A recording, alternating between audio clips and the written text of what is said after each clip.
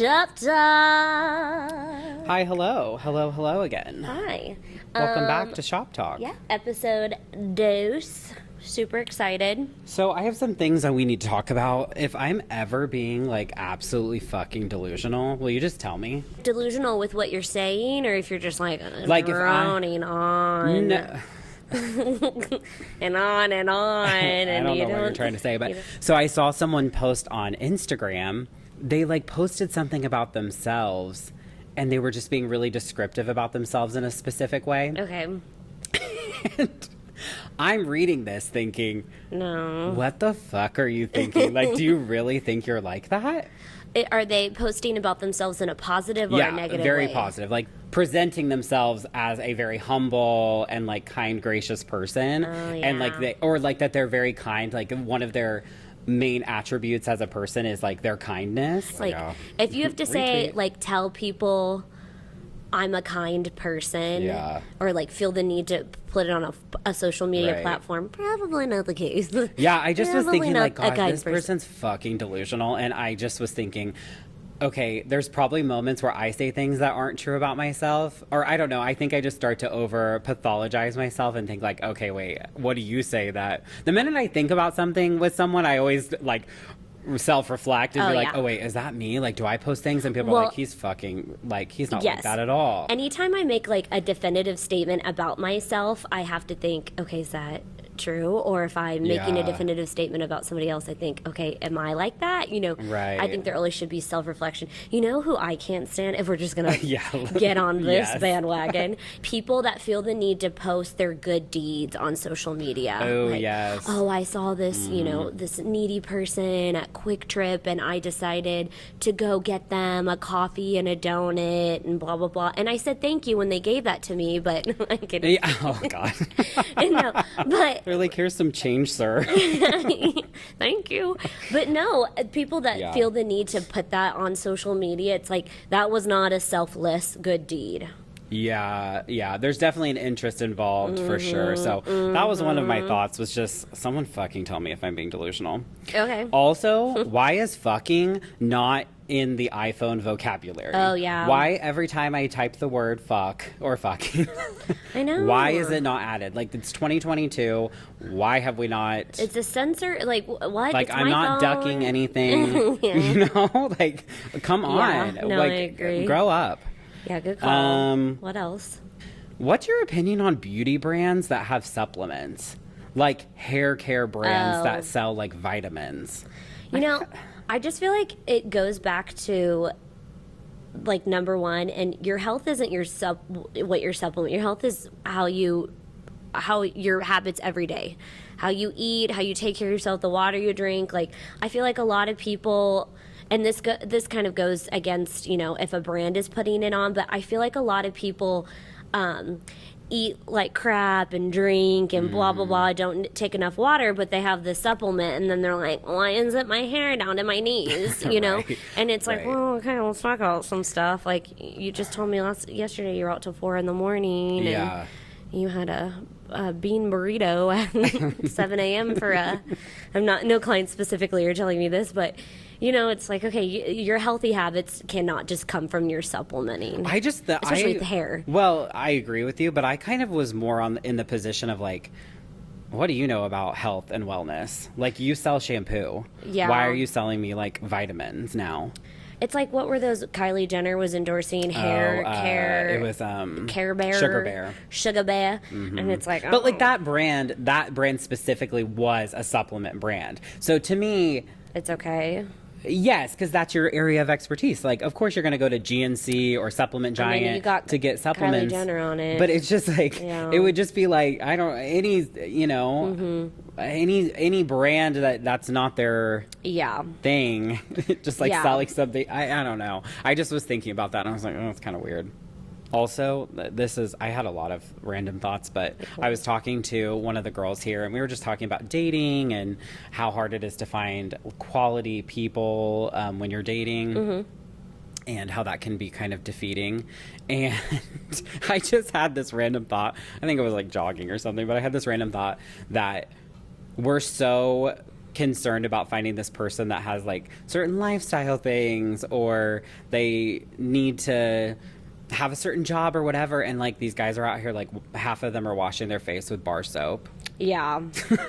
2-in-1 shampoo. The standard is so low, and we're just like, I just want them to like hang out with my friends and have a good job and all this stuff, and I'm like, their standard is just on the it's beyond the ground. The person you're searching for does not exist. I don't know. Like Clint's like What's Clint's skincare routine? I don't know. Actually. Using a bar of soap. I keep wanting to grab this Stanley and take a drink. I am so thirsty. Perfect. I'm thirsty. I'll talk about my husband's skincare routine later. Okay, so today we are having a basil vodka drink. A gimlet, if you will. Tito's basil from my husband's herb garden. So he went and picked those. He harvested these for me this morning. A little bit of simple syrup. I threw in a Sprite Zero in there. I love the fizz it gives. So the only difference from last week to this week is basil.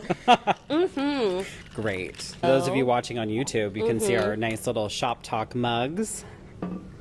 So ask us if we washed these before we put our drinks in. I washed them when we got them. Thank God. I wasn't not concerned. A disgusting pig. Ah, yes. Is that good? Lisa has this thing about every time she takes a drink of something, it's always like, that's too sweet. I'm surprised this isn't too sweet for you. It's like just enough. I do not like sweet drinks. Like it gives me like bubble guts. Like I do not feel good. Yeah, but like it's like even when you take a sip of something, like, oh, here, try my drink. Ooh, too sweet. Like, bitch, I didn't ask you to drink the whole thing. I asked you to take a sip. Yeah, and you asked for my opinion. I wanted you to tell me it was good. Yeah, that's all I was asking for. Okay, so let's dive right in. So the title of today's episode is "Am I the Asshole?" Yeah, we're gonna talk about some of the questions that you guys asked us, which thank you guys so much for all the feedback. We got a lot of really great questions, or just inquiries about certain things that I wouldn't even have thought to talk about, or that you guys would be interested in. So thank you for those of you that submitted stuff, and keep submitting things if you guys think of anything, even if it's not industry related. Maybe it's thank you asking about Lisa's skincare routine, which I'm not convinced isn't a bar of soap. And a lot of questions that we had were about COVID.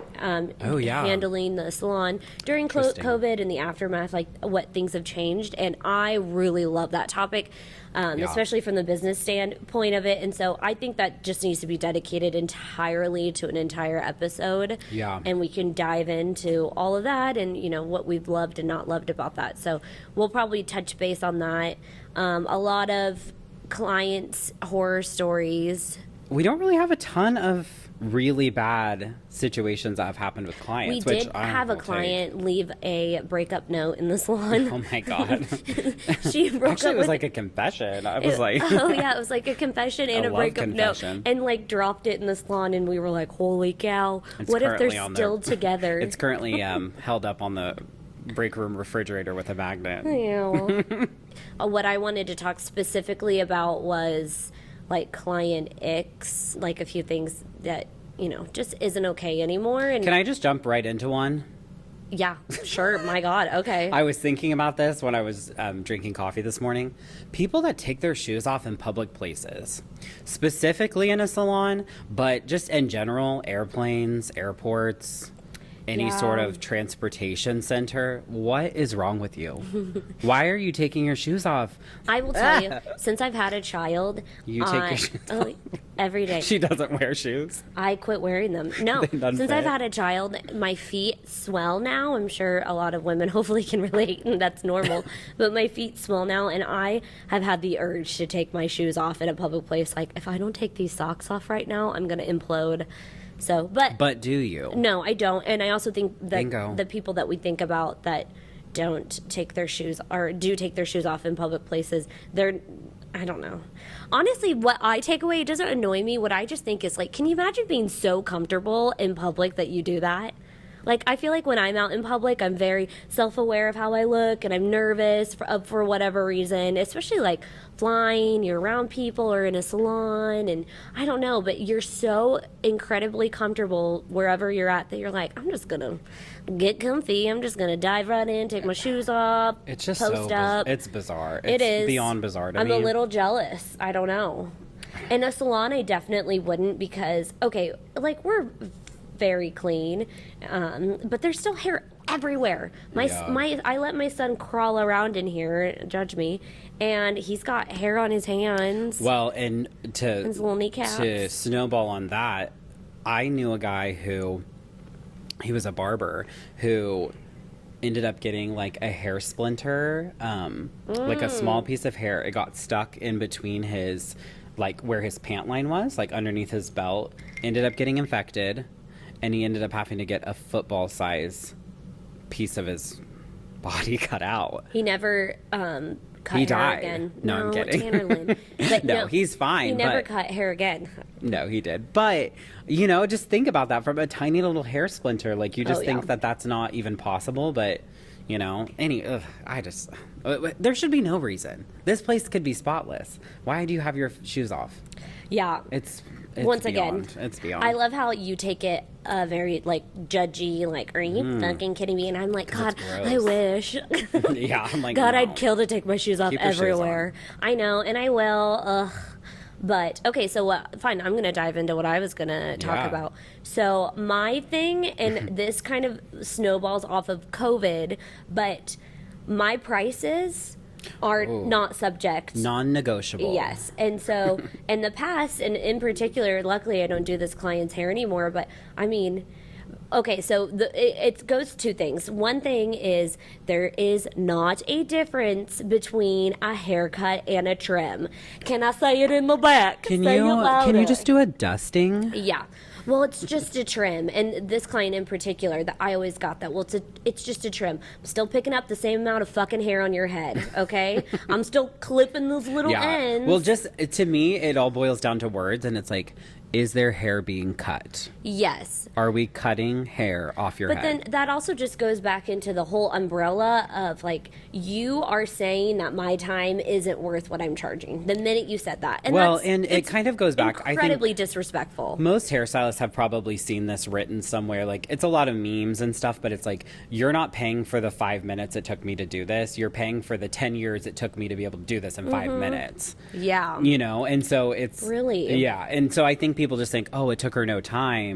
Why do I have to pay $35 for a trim or whatever? And it's like, it's not about that. The minute you're having to ask that, then you don't respect the work that I'm doing. You don't respect me behind the chair.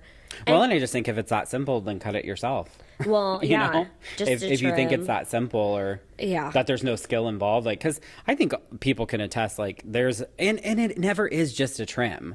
Like, have you ever just been like, okay, 2 seconds done? Like, very random, maybe on some people, but there's usually layering involved. There's usually some sort of face framing or, dry cutting work. Yeah, like there's always refinement that has to be done. And so...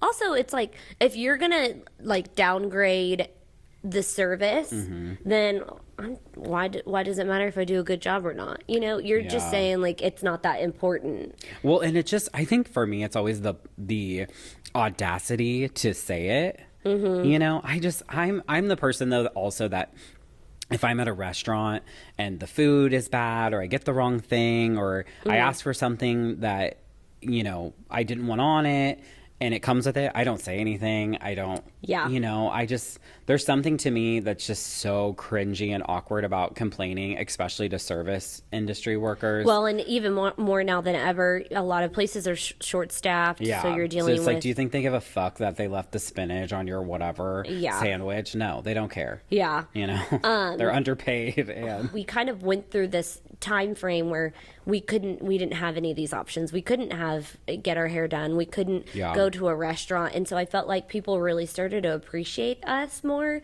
And so I definitely am enjoying that side of the aftermath of the pandemic. But there's a difference between, trying to work my prices down and us negotiating what you can afford. Yeah. You know, like if you're sitting in the chair and saying, you know, okay, your full head foil weaves, that's too much. How much is a partial? And then we kind of go from there and have that consultation. That's totally fine. You decide your budget. I'm not going to tell you what you can and cannot spend, just like you shouldn't tell me the value of what you're spending your money on. Yeah. Which, you know, this isn't a garage sale. No, it's not. And I feel like the industry up until, honestly, COVID, it was kind of treated like that, you know? Yeah. When I first did hair, I mean, I got it way more than I do now. And a lot of that has to come with my experience too now. And most of my clients have been with me for so long, so they respect me and what I charge. But I do feel like because, like I said, people didn't get to see us or have us, they really started to appreciate, you know, our value.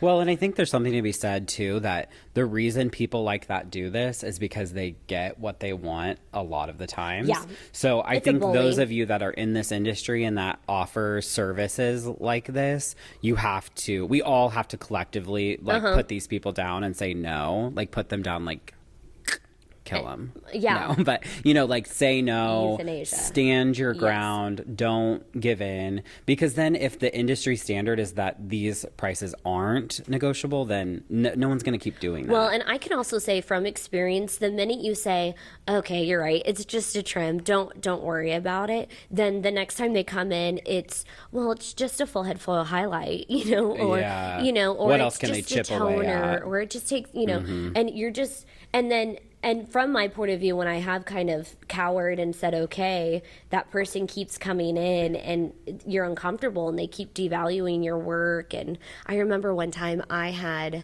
a client say to me, well, you're a hairstylist. How much can you make? Like basically saying like, I don't amount to a pile of shit. And I was like, well, actually, let's discuss this. Like kind of got really defensive because, I mean, don't come at me like that, you know, I'm going to defend myself, but I think this is it's just a lesson in like who speaks to people that way. Oh, I because know. do you ever go to any place like a store, a restaurant, a hotel, like nothing else is negotiable. Why is it acceptable? And the reason it's acceptable is because we've allowed it to be. And so people really need to push back. And that's why I'm such a proponent too for like standard price increases. And even if it's just a few dollars every year or whatever, like everyone should know that this is a business. Like we are here first and foremost. Like we're not here, you know, just to have fun and whatever. Yes, we get to do those things, but this is to make money. This is our livelihood. This is a business. And so support I just, your family. you know, I always think I think the problem too is when you have people involved, it feels personal and it feels like, you know, when you've built a relationship with someone over several years and whatever, they feel entitled to, that's what's so interesting about it. It's still, no matter what, is a professional or a service situation because they feel comfortable enough to say, well, it's just a trim. But you don't feel comfortable enough to say, no. I know. Well, I haven't. I've definitely gotten better. But you know what I mean? Reason to have a manager. Yeah. Then you don't even have to really like deal with that stuff because... Yeah, and then that's the problem too, is we kind of talked about this in the last episode, was when you build that personal connection with someone and you have rapport with them and you talk about their lives and their kids and all those great things, it is hard to tell someone no that you start to care about. And also one thing I should say, especially for some of these new hairstylists that are listening in, if they are, you know, those clients never last. I can tell you, out of all of my clients, especially the ones that have been with me since the beginning, they have never asked or questioned my pricing or tried to dumb it down or anything like that.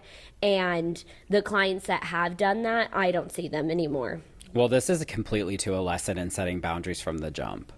Yeah. You know, you have to set these really clear boundaries with people, just like you do with your relationships in life. You need to do it with your clients because those are relationships. And so you want to start building from the beginning really strong, clear boundaries. That doesn't mean you have to be rude or, you know, offensive. You just have to be very clear. And it just boils down to professionalism. But what he said earlier, having a manager, and that's why it was very important with me opening the salon, is I needed somebody that can have those difficult conversations. We're hairstylists, we're creative beings. We want to talk, we want to get to know our clients. We don't want to have the hard conversations, and a manager typically is somebody that, can handle that. Yeah. Okay. So our next thing that we wanted to get into, if you guys I got all the basil in this fucking drink. Oh my God. Look at all the basil in my drink. Just eat it. It looks like Professor Trelawney's tea leaves. Shout out to Fresh District microgreens. What's Fresh District? Fresh District microgreens. Yeah, boom. Cool. But yeah, my husband is growing. He's making a basil microgreen, and it's like 10 times more more flavorful than the one we have. And so I was like, you need to sponsor our drinking. Yeah. Shout out to him. Give him a quick Super follow. Cool. Yeah, follow him on Instagram. If you have anything that you want to add to our trim and haircut conversation, positive or negative, we would love that feedback too. Yeah. Because I'll come for you. I'm kidding. Oh, wow. Okay, so I have some good little stories that we're going to weigh in on. And let's just get into the fun one right away. Am I the asshole for getting a hairstylist fired for suggesting my daughter had crabs? Pray tell, go on. Okay. My daughter Tia has a cognitive delay. Although she's 25 years old, her intellectual and emotional capacity are that of a 12 or 14-year-old. Okay. I'm her legal guardian. Tia and I visited our regular salon last month to get her haircut. While shampooing her hair, the stylist, Alejandro, noticed she had lice. Instead of telling her quietly, he caused a big scene that left Tia in tears. His reaction was so loud and exaggerated, it caused everyone in the salon to stare. He gasped audibly and took 2 steps back, throwing... I get it. I do. I'm just picturing a little, like, sassy gay boy. He gasped audibly and took 2 steps back. Throwing his hands in the air and tilting his hip, he shrieked, "Oh, Jesus. Girl, you're crawling with pejillos? Pejillos. I don't know. That must be Spanish for lice. Something. Must be Spanish for They lice. probably went south, so you better get checked for labia lobsters." Oh my God. What salon is she going to? The one by the lake. Yeah. Yes. My daughter was dumbstruck. She didn't understand the words he was saying, but she sensed his tone. By the time I got to his booth from the waiting area, her chest was hitching and tears were streaming down her cheeks. I put a towel around Tia's head and guided her out of the chair. I told her we had to leave because her brother had locked himself out of the house. Alejandro and I locked eyes, and I gave him a look of utter disdain. Once we were safely in the car, her sobbing had subsided. I told her that her brother had texted me that he found his keys so we could get ice cream. We started talking about other things like her friend group. That brightened her mood and seemed to forget the incident.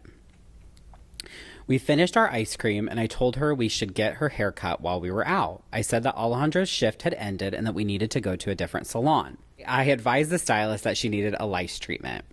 By the time we got home, I was steaming mad. It haunted me all evening and into my nightmares. The next day, I searched the internet for the name of the salon's CEO. I called his office and demanded to speak with him. He wasn't available, but his assistant took my complaint and promised to pass it on.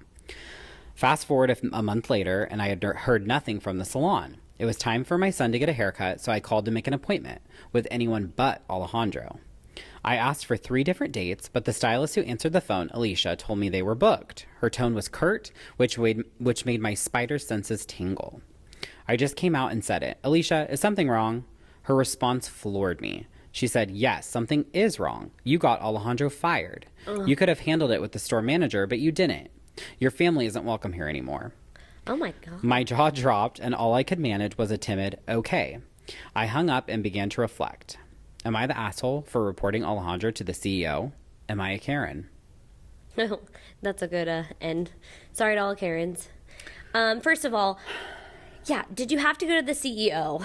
That seems like a little crazy, but also, no, you're not the asshole. Like that was very unprofessional. And then also, your kid had lice. What are you doing getting ice cream? Take care of the lice. I'm kind of like, hey, no ice cream when you got lice. Well, no, it's like, calm your daughter down. I totally understand her being upset, and go get a lice comb and take care of it. Maybe, I felt like it was kind of the lice part, it was kind of slid over. I don't know. Yeah. But he was very unprofessional. So I'm assuming, obviously they don't mention the salon, but I'm assuming it's some kind of corporate franchise if there's a CEO involved. But regardless, it seems a lot of work, honestly, to go all the way up to the CEO.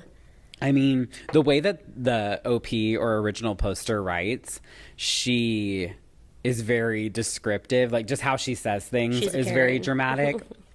Which, obviously, this situation is traumatic. Yeah. So being dramatic about it isn't, totally out of line. But I can see whatever she said to the CEO was probably very, over the top or whatever. But I thought this was an interesting story because coming from the position of like leadership within the salon, how would we handle this or what we would say? Because, we have not hired anyone that I think would do that. Would use the term labia lobsters? I'm like, what the fuck is that? What salon?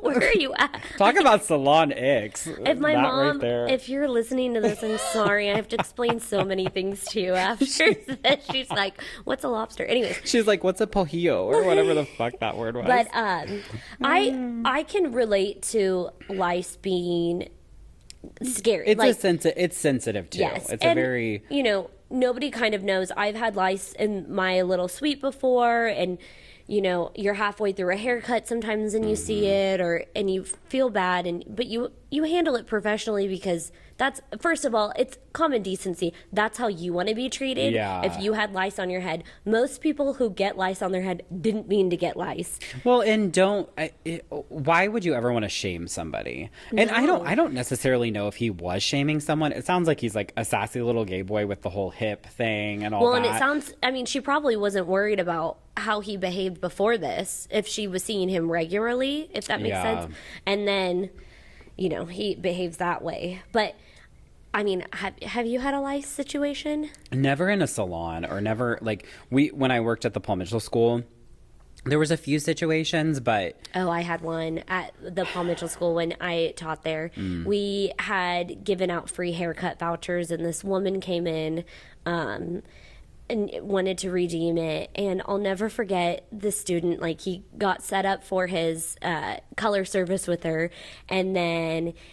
He goes, Lisa, I need you right now. He was kind of a little sassy thing, too. And I go over we'll there. We'll call him Alejandro, too. Honestly. He goes, this bitch has labia lobsters. And I go, oh. No, and he was so good about it. Like, let's discuss professionalism, especially with a student, a young student too as well. He had the hair parted out for a hair color, and he had his section of hair that he was going to foil. And he goes, how much gray do you think is in this section? And I thought, that's a dumb question. Like, why does it matter? And I looked at the section of hair, and it was crawling with lice. And some of the lice, I think, had like died on the hair strand. Oh, it was so disgusting. And I looked at him and I said, about 100% gray. Let's go over to the color bar and reformulate. And so he and I like went over to the sink and just scrubbed our hands and our arms and cried. And I was like, okay, let's go have a conversation with her, tell her what we see, and tell her she needs to get it taken. That was nice of you guys, though, to handle it that way. That's how you handle it. Like, for one, I think he knew. As a student, too, you really don't know what lice is until you see it. I feel like a lot of people, sometimes they think dandruff, flakes or whatever, or lice. But well, and I think we've all heard like the misconception about lice is that you're dirty, and that really isn't like how it is. Most of the time, it's spread through children. Well, and it's spread in hair. schools, and then when you're in a household, say you're in a 5 to 6 person household, it's hard to not have that stuff spread. Well, and lice has to attach to the hair strand, and so if your hair's dirty, covered in product, oils, dirt, I guess, that lice cannot attach. And so typically it is clean hair, and it's usually in hot spots of the head so that it can survive. So behind the ear and the very back, it's typically where you see it. But that you are not the asshole. I think for being upset, CEO is a little much. So do you think it's a fireable offense? Like, do you think he should have been terminated? It's so hard to terminate people. That's such a, I cannot make that statement. I don't know. Yeah. I'd have to be there because, and she's upset. He should have never said that. So this story made me think of a situation that I had in the salon.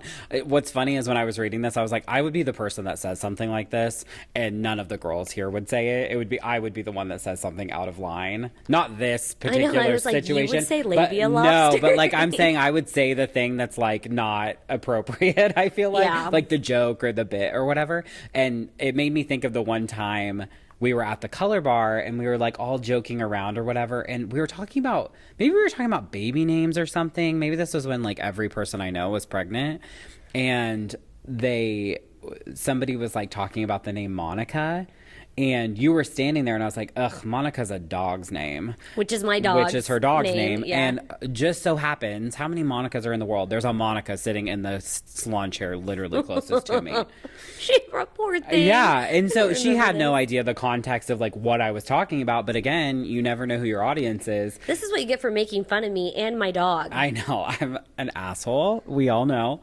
So, but I just thought about that. And what's funny is she came back in, 8 weeks later or whatever. And I was like, hey, like, I don't know if you overheard that, but I tried to redeem myself. And she was like, I didn't even hear you guys talking. So thank God she didn't hear it. But you just never know your audience. And, I don't know if he knew this girl had some sort of like cognitive delay or whatever, and that like he was taking advantage of that, like with joking. I don't know. I think a lot of little, sassy gay boys will say stuff. I'm not like that, but like, people will say stuff like that, and just because they think it's funny, and sometimes it is funny, but I think it's just knowing like there's a line, there's 100% exactly. a line. I think that's where I get frustrated though. I hate when people say frustrated, and sometimes I say Did you just say that? I think I did. You're fucking stupid. Can you pour me another drink? I know, I want another one. No, we never picked a word today to drink with. I'm talking. Oh, so sorry. I think when I get frustrated with people is like, I think a lot of hairstylists think it's okay to be unprofessional and kind of crude and crass and say things that are bold. And, you create a relationship with somebody to where you can kind of, cross those boundaries. But he was unprofessional, no matter what in the situation. And like I said, don't go to the CEO, maybe call the manager. And this kind of goes to some of the conversations I've had recently with clients. Kudos for her for not just leaving a public review and bashing the business. Like, she at least addressed somebody that can take care of the situation. I don't think her goal was to fire him. That sucks that he did get fired, and hopefully he learned from that situation. It's interesting. Complaints, like what is the goal when someone complains about something? Like, what is your goal in? I think with her, she was probably just so embarrassed and upset. I mean, it could have been to fire him, but I think it was people just want to be heard. That's really what it boils down to. And when 100%. They're upset, they want to be justified in how they're upset. And I'm sure she probably, outside of the internet, she probably talked to a lot of people in her circle who probably kind of pushed her to, to say something, go to the CEO, whatever. And that probably pushed her a little bit from there. But I think really what it boils down to is when people complain, they want to be heard and justified in how they're feeling. That's it. I mean, we're human beings. Totally. Just don't go on Google. I don't know. It's like, we have such small businesses, and luckily we really have never had that many. I mean, we do have some negative reviews. It happens. But, you coming to me and saying, I'm upset and here's why, and us having an actual physical conversation about this is going to be way more conducive and effective to the situation than going on Google and just bashing. And it kind of goes to, this podcast, I want to make sure that I'm not saying names. Everyone keeps asking, oh, tell us your client stories. I want horror stories. And it's like, oh, I have plenty of horror stories, trust me, on my end and on clients' ends. But, I never want to talk ill of someone or a situation that somebody else is involved with when they can't defend themselves. And that is exactly what leaving a review does. It's public from there on, and what you say, everyone just has to believe now. Well, and what is great is, and I don't know if it was always like this, but Google has the response part where businesses can respond, which I love to do, especially when... Check it out. Yeah, go check out our reviews. Oh my because gosh. I love to respond to reviews, especially in situations where people victimize themselves in a way that's really not even relevant to the situation. And I took the rest. Oh, thank you. I'll make you one. And we'll just set the record straight so that you do have a place to defend yourself. And honestly, our last review is that same situation, and I'll just briefly talk about it. She left it on Yelp, which Yelp. Who even gets on Yelp? That's another podcast. That's Yelp. a Salon ick. That is a Salon ick. Good call. And she basically was upset that our hairstylist had to cancel her appointment twice because she had lost a family member. So remember the first... Don't even I was just telling the story yesterday, actually. She was upset and, sent us this long message basically saying she would never support a business that would cancel like this. And she knew, too. She knew that the stylist had lost a loved one and literally was not even physically in the state. She was going to take care of the situation and everything. And she said, but you're my only option. So, and we just said, you know what? You're not a client that we want. You were so disrespectful to her, not even us. She was so disrespectful that the stylist was grieving. Her family was grieving, all of that, that we were like, no, we don't want you in the business. We don't want your money. And then she said, I'm going to make sure everyone knows how you treated me, and we liked it. We didn't respond. Thumbs it up. Because I don't. So, and that's the thing. And that was unprofessional, but it's not unprofessional. She crossed a line. I think what I love is right now, this time in history, the customer isn't always right. And it's not even, let me just get on my soapbox while Lisa remixes our drinks. But it's not even of course we value customers. Everything we do here is about building great relationships. Oh my God. You can say what? I hate you. I hate you so much. But, it's all about building great relationships, and that includes give and take on both sides. Of course, there's going to be schedule situations that come up where neither sides can control it. We have a cancellation policy. We don't always enforce it. If there's a situation and you're a long-term client that's built great rapport. Oh, my God. Lisa's loud in the background. But we hadn't built this relationship with this client yet. And so as a first-time guest, you coming in and just treating the staff and the stylist with really no respect at all, it was just, I basically said to her, we are looking for clients who understand the value of our business and also understand that, life happens and we all have to be flexible. And you just don't seem to fit that. And so I don't need any more fucking basil in this fucking drink. Oh my God, dramatic. So anyways, but yeah, she left it on Yelp, and joke's on you, no one even looks at Yelp, so. Well, me. Let me get back on here, but is that the worst drink ever? Oh my God.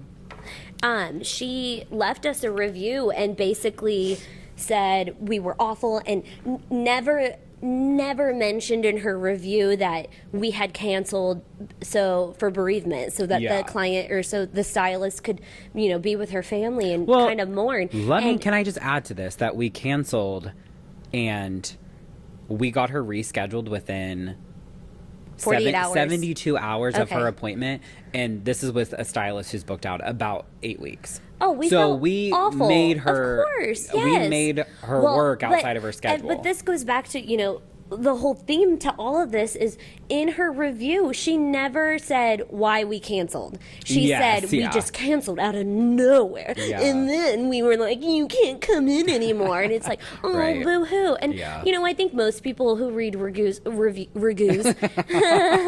I think they take it with a grain of salt. Yes, I think they read it and they are like, okay, there's two sides to everything, just like this. Am I the asshole? Like, okay, right? Was this guy? I want to talk to Alejandro. Yeah, Alejandro. Our first baby, guest next week is going to be Alejandro. You and Lobster Labia. Let's get you on here. But no, and so that's why these reviews I get so frustrated with because I feel like, you know, I can't defend myself at all. Like what you just said is gold, is solid and the truth, and 9 times out of 10 it's not the case. I'm just letting you know. You know, and I think no, Karen culture is interesting because I think it's dying. It is dying, but in a sense, we also it's really subdued complaining in a situation that really doesn't warrant complaining, because that really is the issue here. Is nothing happened in that situation that was completely out of line, and these people, these like Karen types of people, which, you know, sorry to the Karens that are out there, because it does suck if that's your name. It's not been good for you. You know, just the entitlement of certain people really should be checked. And I'm kind of happy that, you know, people read this stuff and they just think, oh, that is a Karen or whatever, because then it isn't taken so seriously. And again, I think anybody who leaves like negative reviews online, I think that's just a type of person too. Have you ever left a negative review online? Because I never have. No, never. If I've left any sort of like negative feedback, it's been a direct contact to that specific business, and not like a branch situation. No. You know, I want them to know like, hey, everything's good, but like you need to know this happened. And that's like one or two times in the whole. They may or may not agree with me on this, but I do feel like it's a form of bullying in my opinion. And just like with that situation, she came up with the narrative and made it public. Yeah. And all we could do is defend ourselves, which I don't even think we did. We really just kind of were like, fuck you, bitch. Honestly, I didn't care. Well, actually, I won't add that in, but we just looked at... Anyways, we were just irritated. Okay, so if anyone wants to go on our Yelp, if you have any negative feedback about Curls Gone Wild, please leave it on Yelp. Yelp. We don't have a page. That's where we consolidate all of our. I think her husband commented on it too. And he was like, "Yeah, it was something." People are so stupid. Yeah. He probably hates his life. Anyways, next, am I the asshole? Am I the asshole for wanting to switch stylists at the same salon? Oh, this has happened to me before. Go on. Hello. Recently, I've decided I want to get my hair cut and bleached at a salon. I've bleached my hair myself before, but it came out quite ugly, as bleaching with no experience usually does. So this time, I want to make sure my hair is done professionally and looks really good. There's a salon that my mom takes me and my sister to, and I've had my hair cut there before, and I didn't really like it. We all are seen by the same stylist, and when she dyed my sister's hair, I didn't like how it came out. It was really uneven and strange looking. Because of this, I've decided that I don't want her to dye my hair. I started looking for other salons online and looking at photo reviews, but none of them really looked that great. The only person I can find near me who does hair the way I want it to be done is a different girl who works at the same salon. My mom says it's rude of me to switch stylists, even though I've only seen the girl like twice in the span of 2 years, and that I should go to an entirely new salon. The girl I want to go to is really talented though, and I'm sure she would make my hair look amazing. Personally, I don't think it's that big of a deal. My mom says she's talked to other people about the situation and they all agree with her. She then told me that she wouldn't stay there with me because she was too embarrassed, and that she was just going to drop me off and leave me there. She told me that because I'm autistic, I don't understand how rude it is. Well, that's a detail. Honestly, I don't know. Honestly, I don't know if she's right or not. So am I the asshole for wanting to switch stylists at the same salon? So it sounds to me like the mom sees that hairstylist pretty frequently, like has a relationship with her. Yeah. Yeah. Seems like it. I think they've been going to the same girl for a long time. I totally understand. You're unhappy. You want to go somewhere else, but you're the asshole. Really? I think you're going to create an atmosphere in the salon that isn't good. It's not good. You're going to create an issue between these two stylists. And I'm seeing this from a business point of view, because the minute the original hairstylist sees that this girl is seeing this new hairstylist, there's going to be this competition. There's going to be what can she do that I can't do, and why? And then it's going to be an issue. And I'm sorry, and I mean this in a nice way, but there are fucking hairstylists everywhere. You cannot tell me, do you live in a town of 5 people, your mother, you, and these 2 hairstylists and your boyfriend? I don't know. Yes.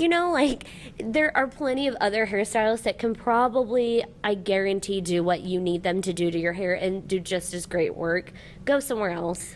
Okay, funny. I disagree. You think? I don't think she's the asshole. I think that depending on this, there's so many variables that go into this that you don't know. Like, how big is the salon? Is it like 3 people and it is going to be really cringy and awkward? Or is it like a 10 to 12 chair salon where they probably won't even notice that you're there, or they'll come say hi? I think most of the time it may be a little awkward, but if that person isn't really delivering what you're wanting, then I think it's okay to see somebody else.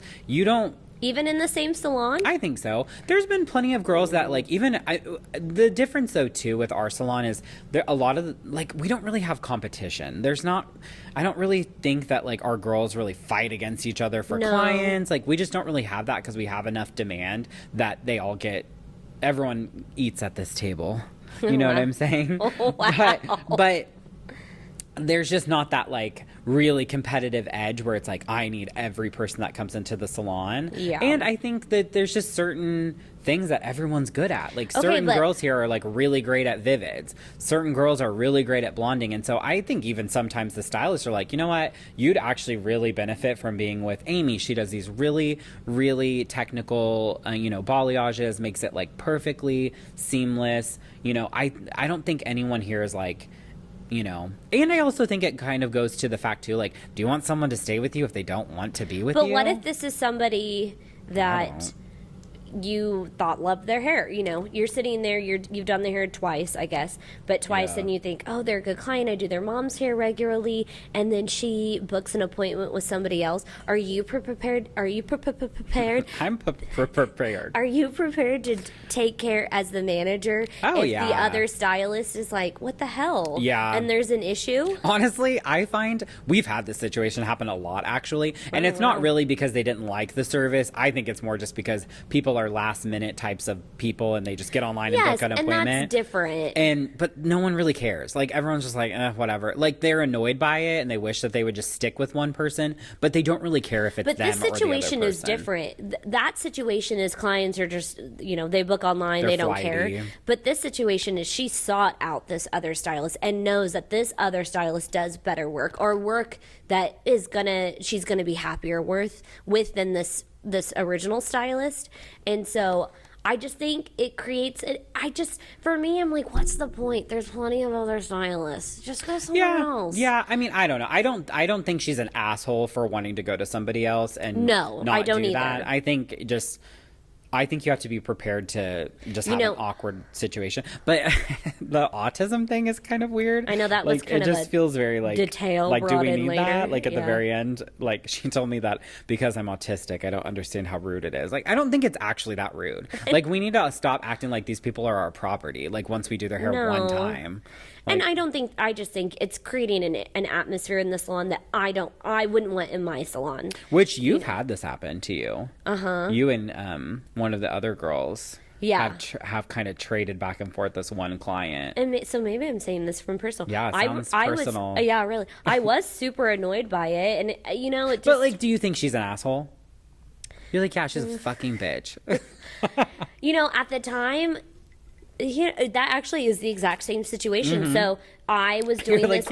And fuck her. Well, in this situation too, as well, I have been doing this girl's hair for a while, time. And she just was like, I like her work better. And I honestly, I was super annoyed. Kind of offended. But me and this stylist are close friends. And so I guess I wasn't mad at the stylist. I was mad at the client. So you did think the client was kind of an asshole for doing that? I did. Okay. Well, because I'm just kind of like, what's the point? You can go somewhere else. Yeah, it is a little bit of a slap in the face. Because it's like kind of just like, I know it's so hard because I also don't think clients see it the way we see it, which why would they? But they are just seeing it as a transaction where we see it more as like, no, we've put a lot of effort into creating this specific look for you. Yeah. And then you're just kind of like, it's easy for us to be on the chopping block for you, which is kind of shitty. So yeah, maybe I see it a little differently. I think in this girl's case too, she couldn't get in with me. Yeah. And so she went to the other stylist and then said, well, I like her work better. Okay, next up. Am I the asshole for giving a beauty salon 1-star rating and a negative review for charging me more to take off my gel nail polish? This makes me sound like an asshole. Oh, wait. This makes me sound like a Karen, so let me explain. I've had my gel nails done for the past 7 years, and when I come back to the... God, I don't know why there's too much vodka. There's too much vodka in this drink. My reading skills are falling apart. Yes. Okay, I've had my gel nails done for the past 7 years, and when I come back, the polish would always be taken off using an e-file, a machine that gets rid of the polish via fast movement. My best friend had a wedding coming up last week, and unfortunately the salon I normally go to couldn't accommodate on that day.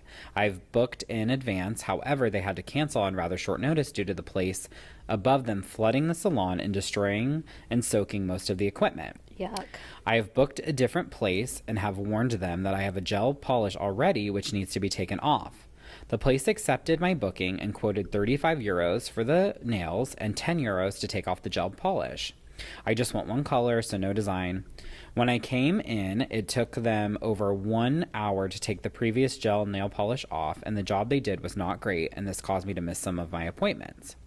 When it came to the pay, they said that the total would be €60 instead of 45, as originally quoted, and when I have mentioned this to the lady on the reception, she said that I didn't have a gel nail polish and didn't tell them it would be that hard to take off. They were trying to soak it off in acetone. It turned into an argument with me saying that that's what I always had done in the past and it was always taken off by a machine instead of soaking it off, but the lady wasn't having it and so still made me pay the new amount. She then said she wished she never accepted my custom as I was difficult to deal with. My custom. Well, like her appointment, probably. Yeah. I've left a 1-star review and have mentioned my whole experience and have spoken to some of my friends about it during the wedding, but how unprofessional this lady was. Some friends have agreed with me, while some said I was too harsh with the review and was a bit of an ass. So am I the asshole? Asshole. She left a review. The whole theme of this whole thing. I was like, no reviews. Call the salon. Create an issue. Yeah, the message really is again, I don't think it's fair to say you are not allowed to leave a review. Yes. You can absolutely leave a review. Yeah. I think, though, in tandem to that, you should contact the business directly.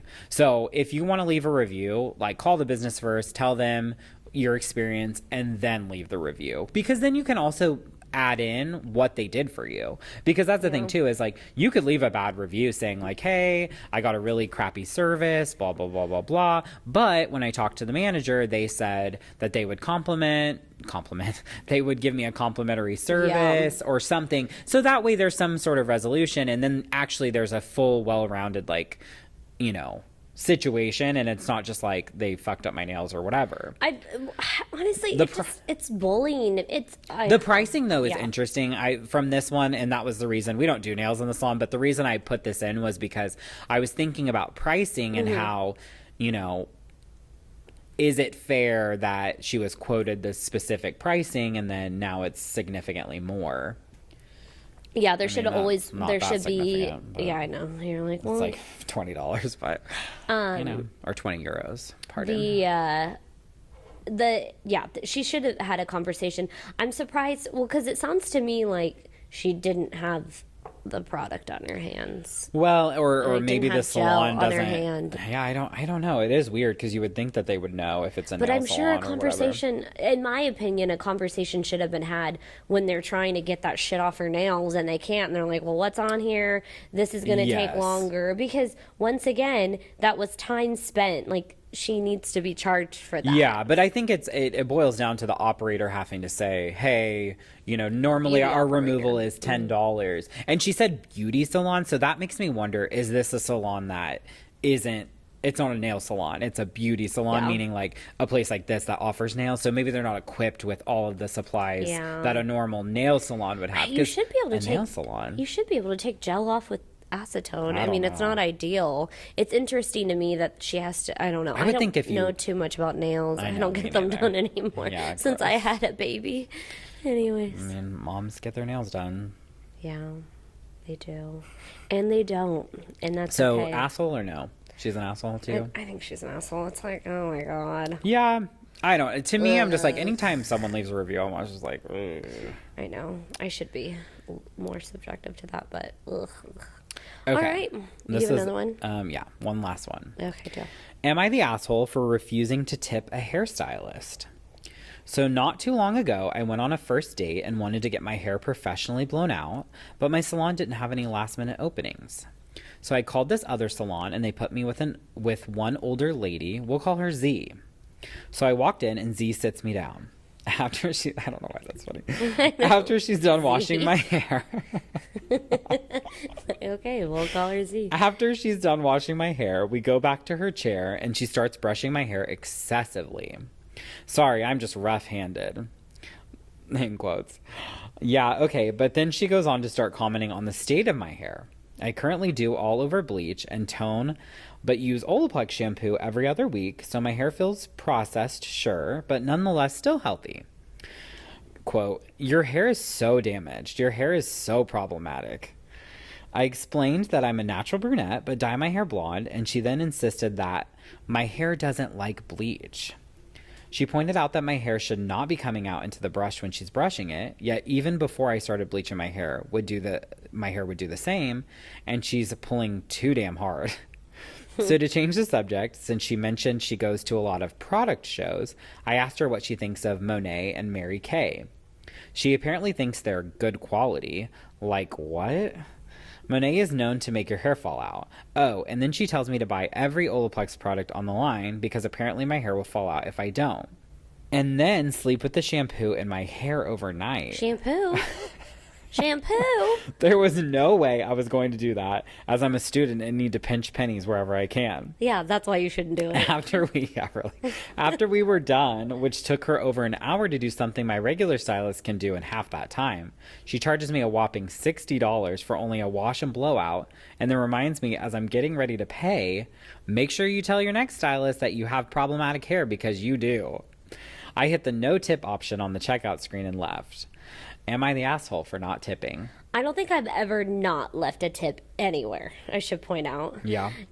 Praise me, do whatever. Wow, but you're a saint. I know, but I don't know. But then I always think, is it more disrespectful or rude to leave like a dollar tip or no tip? I don't know. That's another conversation, but I've never not left a tip because she did the work.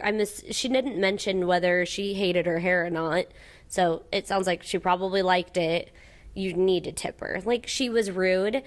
I don't agree. You don't think she was rude? That's the thing is I think I have an unpopular opinion about tip culture.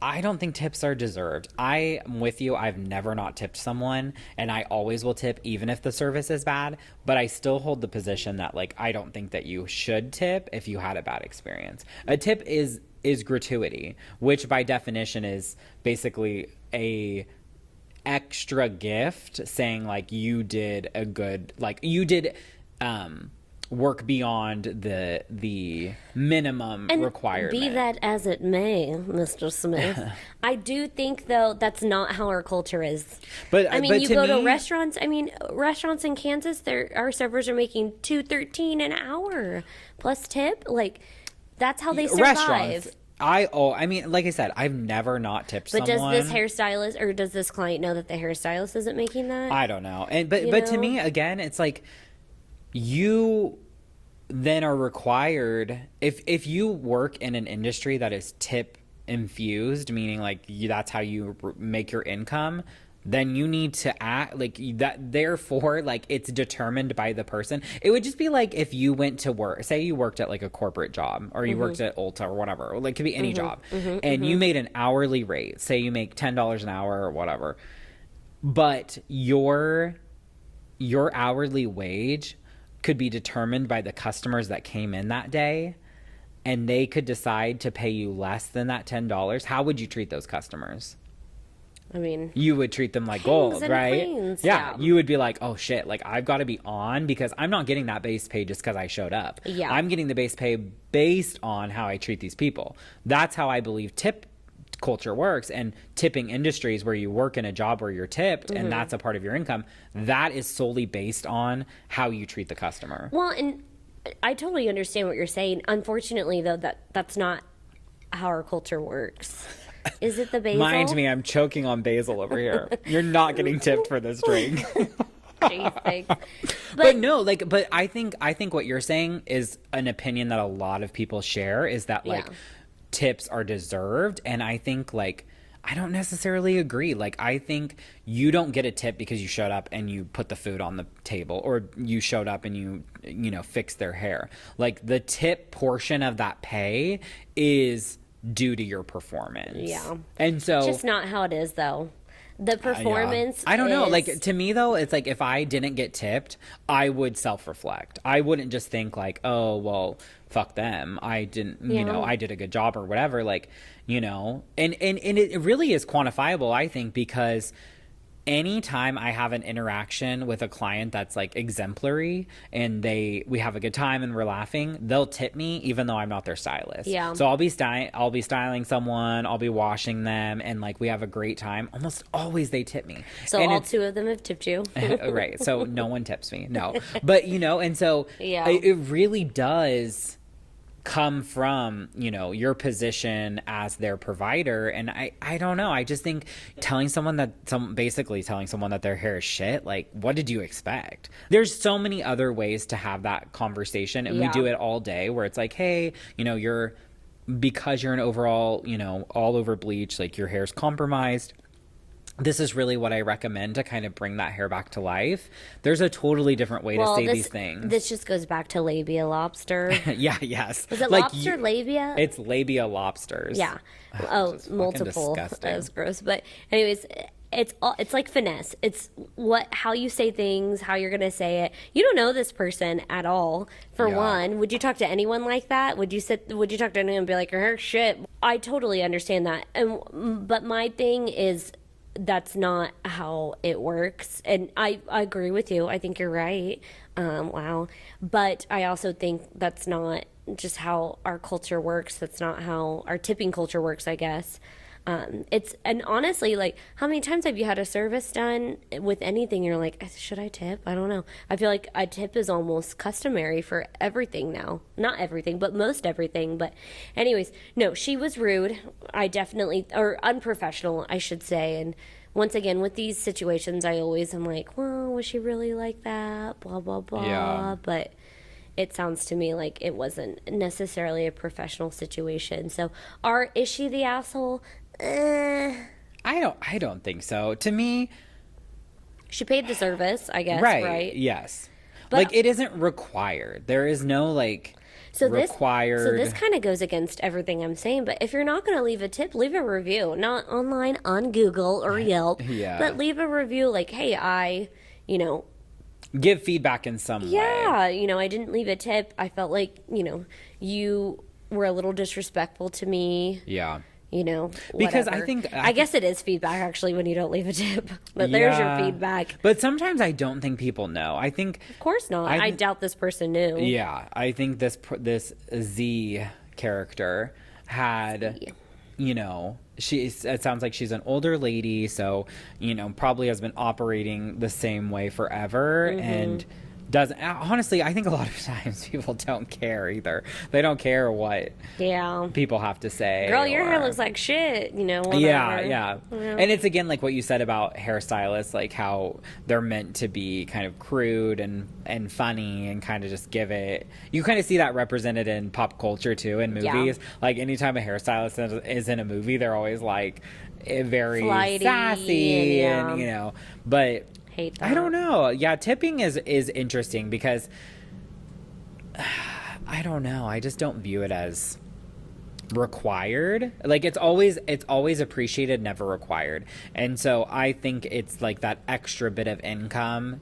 I'm talking to a salon. I think restaurant culture is different, but in a salon, like that is not like a required part of the stylist income. I think it's that extra like thank you for doing a great job and spending time with me and like creating a fun atmosphere. So I don't think if she didn't experience that, why would you pay more for a service that you really didn't enjoy? Yeah. Personally, You're right. No, if it's I not totally required. agree with you on that. It's just sad. It just sucks because I think a lot of the times like it could boil down to just personalities with people. Like if you get someone in your show that's really timid and you're very outspoken and loud, that sometimes doesn't mesh well. Well, and I'm sure, even I don't feel like I'm a very sensitive person at times, and I know I probably have offended people in the past, not understanding, how sensitive they are to some of the things that I've said or whatever. Yeah. But I don't know. You're right with tipping, I guess, but you heard it here first, guys. I don't know. I'm right.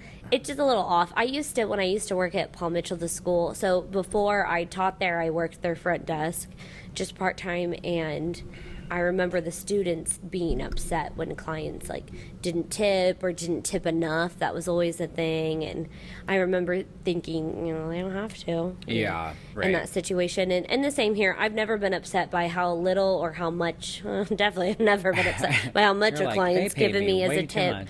That's totally up to their discretion. But I don't know. It's hard. It's different here.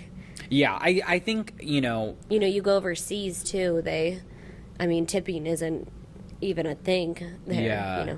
But then if you go to certain places like Western Caribbean or small islands, like tipping is everything. Yeah. So it's just like kind of assimilating to the culture and figuring out how it works. Not how it is. I think tipping isn't used how it should be using or how it was meant to be used. Yeah. And so you have to take that into consideration. I've never really, I think, to keep going on this, like I've never had an experience where I felt like I shouldn't tip. Like I've never had that bad of an experience with someone where I was like, oh, this is horrible. They do not deserve another dollar from me. Maybe the bare minimum 20% but I've never felt. Well, because I think the thing that we always need to remember is we're human. Yeah. And people get busy. They forget things. Right. Whatever it is. Food for sure. Anytime someone's complaining in a restaurant, I just want to leave. Like hide. I just want to get out because it is so table. cringy to me when people complain about food. Like, because it's like it's food. Kim, people are dying. Like, I always just think about that. I've never had a service, be it hair, nails, food, anything where I felt like they were intentionally going out of their way to give me a bad service. Yeah, does that make sense? Right. If I've had a bad experience, I know it's 100% because they are human, they're busy, they forgot, whatever. We can make mistakes in the service industry. That's fine. And that goes back to hair. People want to know, have you ever messed up someone's hair? Yeah, I have. And I've made mistakes. I never wanted to mess up someone's hair on purpose. So tipping, I think, has to always kind of like reflect who the person was too as well. Yeah. How they were during the service. But totally. Okay, so I think we're done. Well, we need to pick our winner for our Stanley. So I think we had 20 people, 15, I don't know. We had This is going to piss Clint off, me doing this by the microphone. I know. Also, shout out to my husband. So he edits all of our videos. So he'll be editing some of these rants out, luckily for us. All right. Okay, anyways. I picked a Tanner winner. has picked. Did you look? I didn't.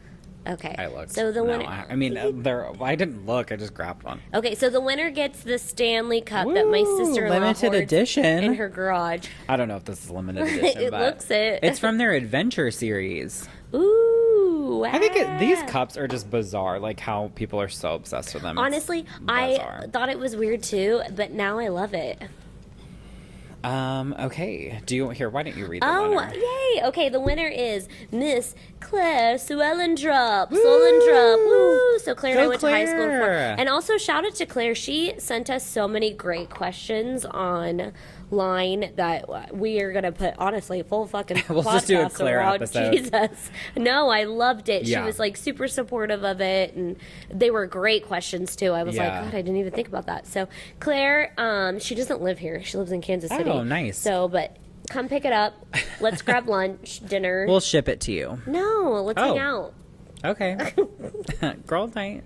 If you have any questions or any topics that you want us to talk about, please DM us, Claire, or anyone. Send us a message on Instagram. Please ask us our questions. Ask me my nightly routine, like how I get ready for bed, or nobody cares. Ask me like what I think about Lisa's yellow Jeep, or nobody cares about that either. Ask, whatever you want. Oh wow, that's classy. All right, bye. Why don't you take your shoes off? Bye. Well, I'm gonna just keep talking.